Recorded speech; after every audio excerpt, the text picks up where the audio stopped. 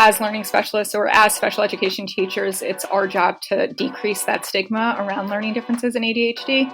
It's not that these kids, can't do the work. They just learn differently or need different teaching approaches. And that's what we're here to help.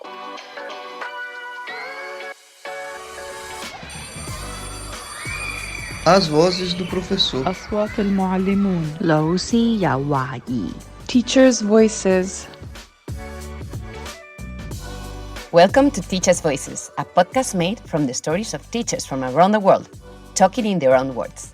I'm your host, Nina Alonso. I'm an educational researcher and I talk with teachers and learning specialists about the creative ways they tackle the issues they face. In the previous episode of Teachers' Voices, experts Melissa Dvorowski, Brian Diener, and Michael McLeod explored the importance of executive functions for learning development and emotional well-being.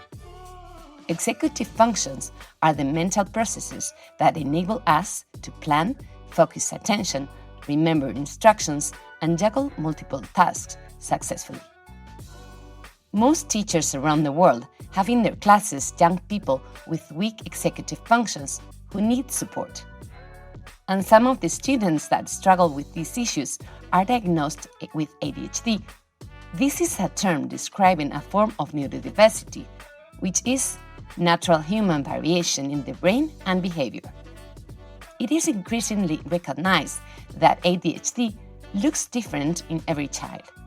You can find links in the show notes to articles on bold.expert that explore the terminology around disorders, the limitation of categorizing students according to diagnosis, and less well-known behaviors associated with ADHD.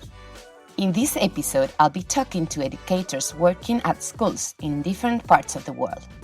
Cindy Ann from Guangzhou in China, Rachel from Philadelphia in the USA, and Michelle Lee from Hong Kong will tell us how they work creatively to support students with concentration, self-regulation, and task prioritization. Our guest today will also share with us some tips they use to create supportive learning environments that strengthen the executive functions of students at different ages. We start our journey in China. Cindy Ann is an arts teacher working with pre-primary and primary school children. She welcomes us in her art studio. I have probably the most beautiful art studio in the whole of China, and I have poured lots of love into it. And the walls are cladded with these bamboo wallpaper, and everything is in wood. It's very much a Reggio-styled classroom, and it's that wooden, raw, natural feel. There's no plastic, and everything is in these beautiful glass jars. It's just a lovely space that has developed into a place where I know that my children, they walk in, they just feel at ease. There's always eclectic music going. It's just a lovely place. We have an art club where our children can't wait to get to during their break times. Just they can continue with what they've started on in an art lesson. Cindy Ann explains that her school has given her access to teacher development learning opportunities that help her practice evolve over time, helping her to develop a supportive learning environment. She tells us about the positive impact that these changes have had on children, particularly for those who struggle with executive functions. I went from being almost a dictatorship art teacher to this choice-free freestyle or tab classroom with different stations. So it's like from one extreme to the absolute next. And I can see how my children or how my artists have responded when they come into the studio. What we do is we introduce the stations systematically. We open them up slowly, one after the next, and then the second half of the year, they get to use all the stations however they want. Cindy Ann talks about a student with ADHD who she has taught since the child was 3. This student is now 8, and Cindy Ann's relationship with him over the years has evolved and also shaped her practice and teaching approach. And I'm thinking of one specific person who's been in my studio from the beginning and has also been part of the change. And I look back on how I reacted to him and how he reacted to me and his art lessons in the beginning to how he reacts now. And he really battled in the beginning with the rigidness and having to do exactly what I wanted him to do. That's why I speak about it as me being a dictator. And it's quite warped if I look back now and how that affected him to how now it is, where we slowly introduce the stations. The whole classroom has become a lot less cluttered. And I've just seen how he has responded to the change. He really has taken ownership of the space, and he's reacting better to the unclutteredness of it all and the freedom to move around. There are other students who also have shown signs of ADHD but are not diagnosed. I kind of keep a storeroom full of little tricks because I find that's something that really keeps him motivated. He gets tired of a station very quickly, so I've constantly got to introduce new things into that station. He's obsessed with jets and tanks, and he will draw them over and over and over again. And when we opened up the 3D station, he really loved the fact that he could now model them and turn them or create tanks out of and jets out of forms. Last year, he made this jet out of this hard cardboard with a glue gun, and he had stapled all these things to it. And next thing, it morphed into something where he used plaster Paris strips over that. He was just so engaged. And then he started painting it, and then he started cutting out these cardboard windows to go on. It was just layer after layer. And normally before, if I think of how he used to be in the space, where he would take his piece of paper, do something that I'd asked him to do, get so irritated with the whole process of me telling him what he needed to do, throwing it in the rubbish bin, not wanting to take it home, really just walking in looking pretty glum, to where now he comes galloping in and everything he makes, he just wants to take it home immediately to share with his family. And I've also noticed that he's no longer fixated on those things anymore, the jets and the tanks. He's quite open to experimenting and working on something else with a group of people, which also was something that he couldn't do. He's extremely into his sensory, tactile materials, and those are the things I make sure I have a lot of for him. He's able to speak about his process, which is something he wasn't able to do before. And I also give him different opportunities and way, like for planning. I know that writing really irritates him, so I tell him, don't have to write your process, just draw a picture of what you think it's going to look like, or model a paper version of what you think it's going to look like. So it's really just changing, giving him those opportunities to express in different ways.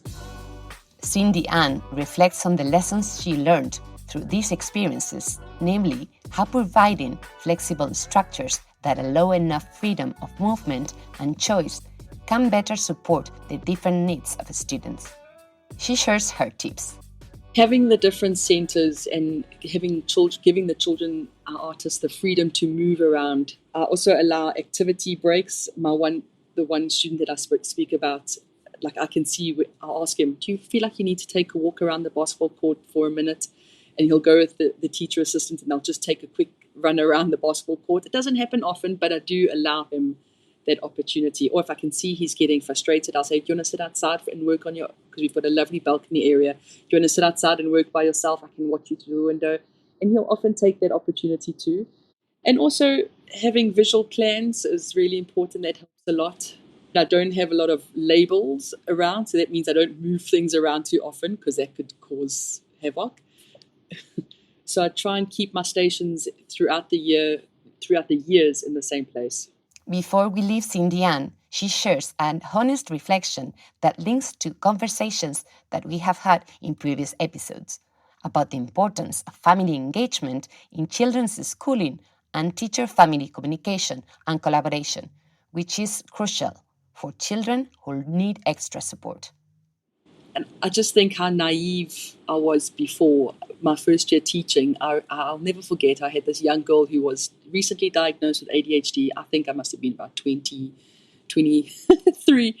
And I remember this child, it was my first year teaching, and she just looked so comatose. And I remember telling the mother, please just take her off the medication. she doesn't need to be on Medicare. I'll take her. I'd rather have life in her eyes than have what I'm seeing now. And now I look back and I think, how stupid was I to make those kind of comments to a mom who was probably getting advice from a specialist, and here this young teacher is telling her. And I think that communication between families and between doctors is so important, and between teachers, that I just wish I could take back that moment and just keep my mouth closed and just be supportive of where they were as a family and try whatever they were trying. I'd love to have that moment back. I would do things a lot differently. I would just try and be as supportive as possible to those families. Teacher training programs that pay attention to the needs of neurodivergent students are underdeveloped in many parts of the world. Many teachers tell me that they have not received specific training to support students with ADHD, and they often feel lost and hopeless. I hope that the experience of Cindy Ann, who changed her teaching style and adapted her practice to respond to the needs of her students, will inspire other teachers. We thank Cindy Ann now and leave China to travel to the USA, where we meet Rachel, a learning specialist who works in an independent school outside of Philadelphia with middle school students who need extra support. Because I work at a school that isn't just for students with learning differences and ADHD, a lot of my experience and a lot of my strategies, I usually suggest for teachers to use with all students, not just students with diagnosed learning differences or ADHD. I also teach a 6th grade study skills class, which helps students learn valuable lessons in organization and self-advocacy and executive functioning skills that can help them throughout their middle school years and beyond. I actually teach every single 6th grader. So I have all of them, all the entire range of 6th graders in my 6th grade class right now. As learning specialists or as special education teachers, it's our job to decrease that stigma around learning differences in ADHD. It's not that these kids, can't do the work. They just learn differently or need different teaching approaches. And that's what we're here to help. I often ask teachers to tell me about an experience with students that was particularly rewarding for them and for the children they teach.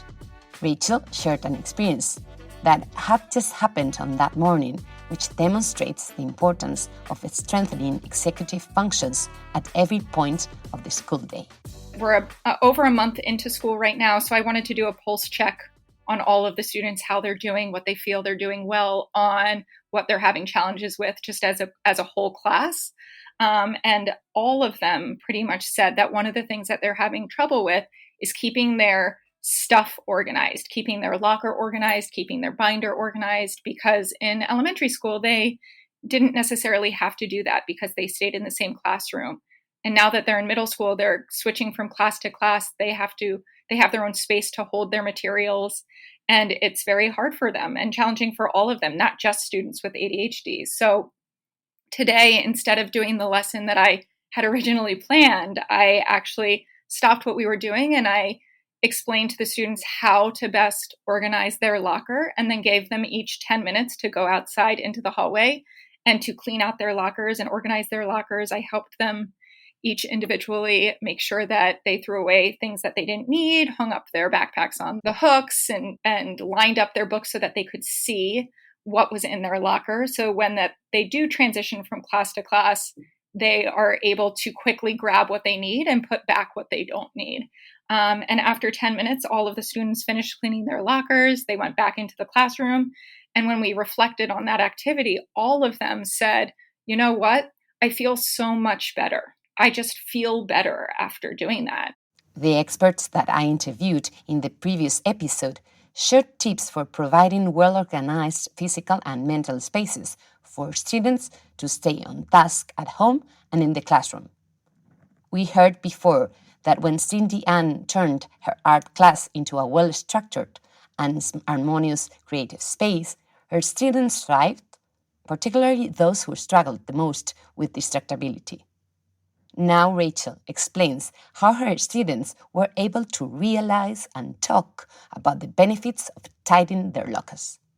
With students with ADHD, when their physical space is messy, so are their thoughts. And we know this. However, this is the case with all students, and especially at the middle school level.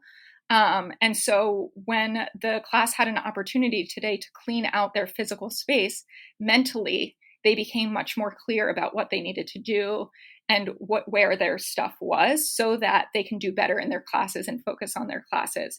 And not only was that a rewarding experience for the students because they saw the value in keeping their space organized, but it also was rewarding to me because as a teacher, you always have to be ready to pivot a lesson when necessary. And I was proud that we were able to shift gears today and tackle exactly what the kids needed in that moment. It's a muscle that they are going to have to build and grow. And the only way for them to find success in doing that is to feel successful doing it and to find the value in it after they've completed it. So when the kids cleaned their locker out today and just told me, oh, I feel so much better, I asked them to reflect on that a little bit more and use more describing words in terms of why do you feel better? What makes you feel better? And they just feel some of the words I heard today were relieved, more in control of myself, more ready to tackle the day or the test that they have later on that day. It seemed like such a rewarding experience for them, but also for me as a teacher, recognizing that this simple task that sometimes we take for granted as adults because we've learned it is something that these kids really need to learn and we need to teach them.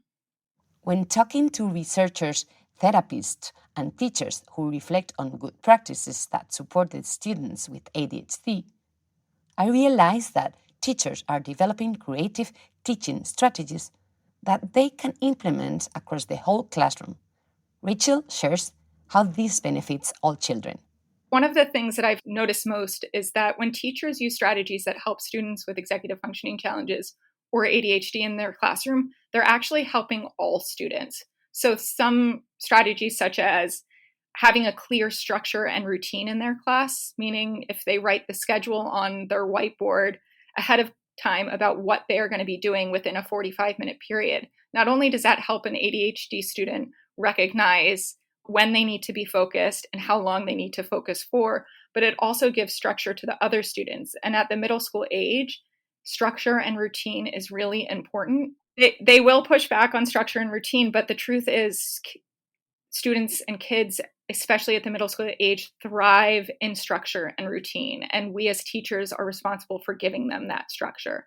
So if you start class the same way or end class the same way every day, they understand how you run your classroom. And that not only helps them, but it helps the student. It doesn't only help you, but it also helps the student as well, just to better understand. And if you break down the schedule even further, saying we're spending 10 minutes doing this, 15 minutes doing this, you'll have a break at 20 minutes, then that also allows not only students with ADHD who might really be looking for that break in the middle of class to stretch or just to zone out for a second, but it also gives other students as well the time they need to stay focused. And especially because, yes, students with ADHD need that structure and routine, but all students go through bad days. All students have days that they feel off or their mind is preoccupied by something going on at home or on the sports field or with their friendships. Finally, Rachel shared 2 resources that teachers and parents can go to for ideas to help strengthen children's executive functions. Yeah, and there are so many resources out there, but Understood and Child Mind Institute are some of my go-tos as an educator who works with students with ADHD and executive functioning challenges every day. You can find links to these resources in the show notes for short tips and practical insights into the needs of children and youth with ADHD. I also recommend Michael McLeod daily updates on his Instagram account, Grow Now ADHD. And you can also listen to Michael's insights in the conversations I had with him in the previous episode. Now, let's go to our final guest today, Michelle Lee. She's an educational psychologist based in Hong Kong. She is currently working in a preschool and previously worked for many years as a school-based educational psychologist, serving several primary and secondary schools every year. Actually, I did a lot of like ADHD training from preschool setting up till like university students level. But two of the most rewarding experiences that I have both happened when I was supporting primary schools as a school-based educational psychologist. And one of them was a classroom management program because in one class, basically the teachers, like all the main subject teachers, were complaining about several ADHD students in class who had like very severe behavioral and emotional difficulties. So as a psychologist, they asked me for help. And then I was thinking, okay, let's have a class meeting with all the teachers involved. And then we will discuss the needs. Actually, all teachers have their own teaching style.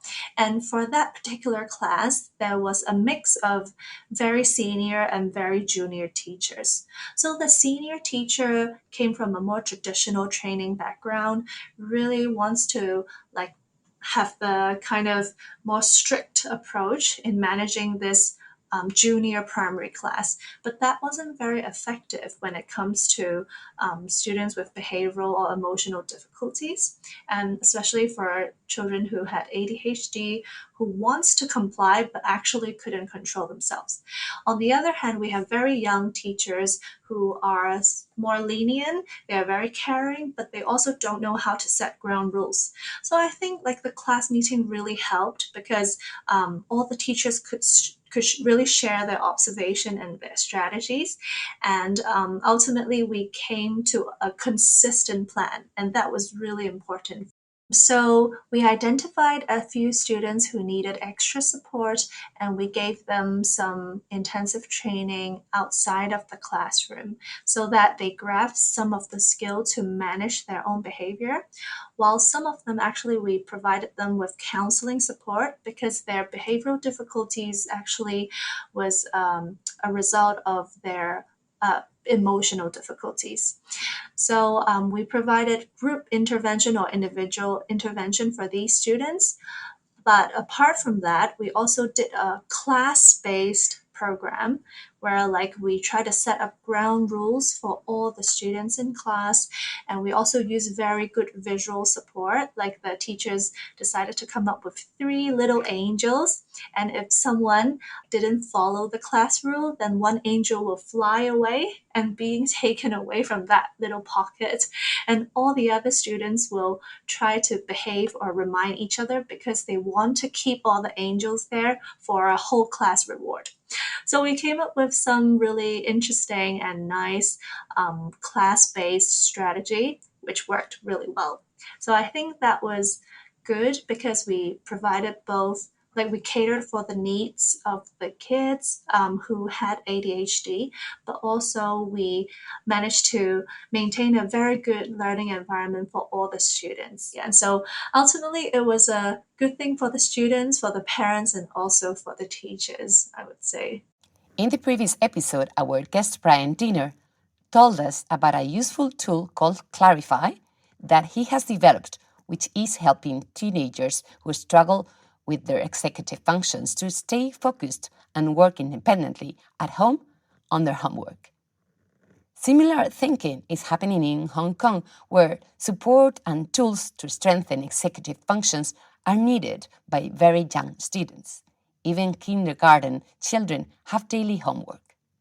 Michelle Lee tells us about a one-year project that she implemented supporting junior primary students who were 5 to 6 years old and struggled with organizing their backpacks and homework. So I suggested, what about we try to do something for the whole year? And then we decided to find some executive functioning training package that were produced by the Hong Kong government. And we picked out some material that we thought could be very helpful and can really cater for our students' needs. And we decided to use special classroom, like special class period, to teach all the students these skills so that they actually will be able to learn them because no one explicitly told them what is the right way. And with that teaching, they were able to organize their things better, and the school actually provide them with folders that really helps them, like in different colors, to help them have the concept of putting different things in different folders. So also it was very rewarding because there was significant improvement in like the efficiency or like the performance of them submitting homework and packing their things. So yeah, the impact was quite big, but it started with a small observation, a small consultation, and ultimately the influence or like the outcome was bigger than I thought. So the reason I started this project is because several teachers complained to me about the situation of students not being able to submit their homework and about the school system on requesting the teachers to chase the students to submit the homework or like to mark them if they forget to bring something. So there was a child, like a primary one student, who was diagnosed with ADHD, and also like the parents came from quite low socioeconomical status, and they were busy working and didn't really have time to guide him to pack his school bag at home. And it's actually very common for Hong Kong parents to expect their kids to know how to pack school bags, even though it's not really taught at school in the normal like curriculum, or in like most schools is not explicitly taught. So with this kid, he really benefited from this program because he learned, okay, he needs to look at the timetable of the next day. Sometimes they don't even know the concept of days. Like, so they need to know that today's Tuesday, tomorrow's Wednesday. So they need to look at Wednesday's timetable and check for each class what they need to bring.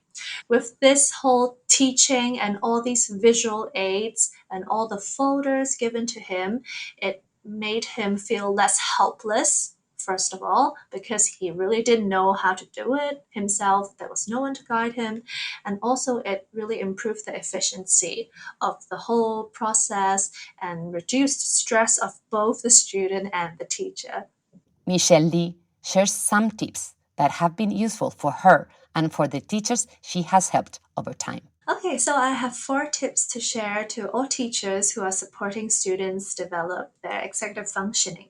So number 1 is to start with a needs assessment, because we need to find out why the student is weak in executive function.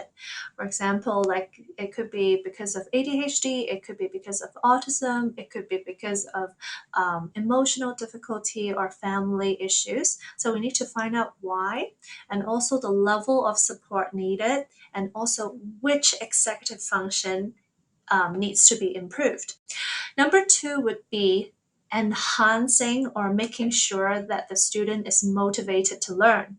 So very often I will explain to older kids about the benefit of having we will discuss, actually I won't tell them, we will discuss the benefit of having good executive function. Sometimes I'll tell them about the studies that says executive function predicts your future success and income and like your chance of being employed or not, and relate it to their dream job, for instance. For younger kids, we may need more like kind of external or like extrinsic motivation, but it's also good for them to know why they're learning it. So that's my second tip, enhancing motivation. Number 3 would be explicit and hands-on teaching, because talking to them doesn't work for executive function. We really need to do it with them. And usually it doesn't just take one teaching session, it takes several or like long-term teaching sessions. So we need to bear in mind that we need to be explicit, we need to give them hands-on guided practice.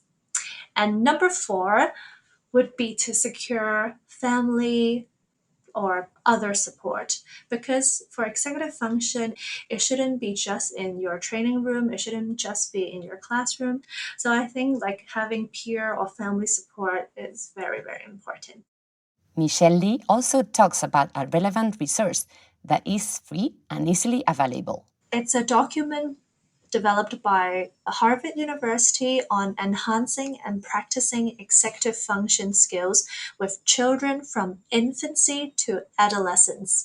So this document you can easily find if you just type Harvard University and executive functioning on the internet. It tells you what kind of activity you can do to train executive function from 6 months old kids to adolescents. Before we finish our chat, Michelle Lee tells me that she wants to share important advice. I guess it's for all teachers and all education specialists like myself.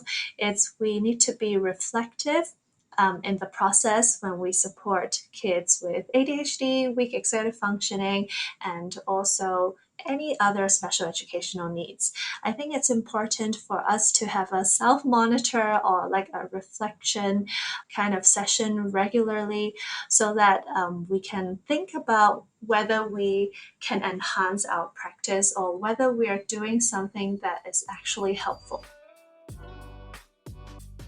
The stories and tips that Cindy Ann, Rachel, and Michelle Lee have shared with us today can help other teachers and parents to better understand the needs of students who particularly struggle to stay calm and engaged in a world full of distractions. Teachers are busy people who need to improvise every day as new situations and challenges appear. I admire the ability of these teachers to be always open to learning and ready to shift gears while being very self-reflective. Thank you to them for sharing their expertise with me. I also hope that the real stories of educators working on the front line with school children, together with the insights shared by experts in the previous episode, can offer new practical ideas and inspire reflection about the best ways to create nurturing learning environments for all. Also, you can learn more about our guests and the tips they shared in the show notes of the podcast and on Volt.expert. Don't forget to subscribe and write a review if you have enjoyed this podcast.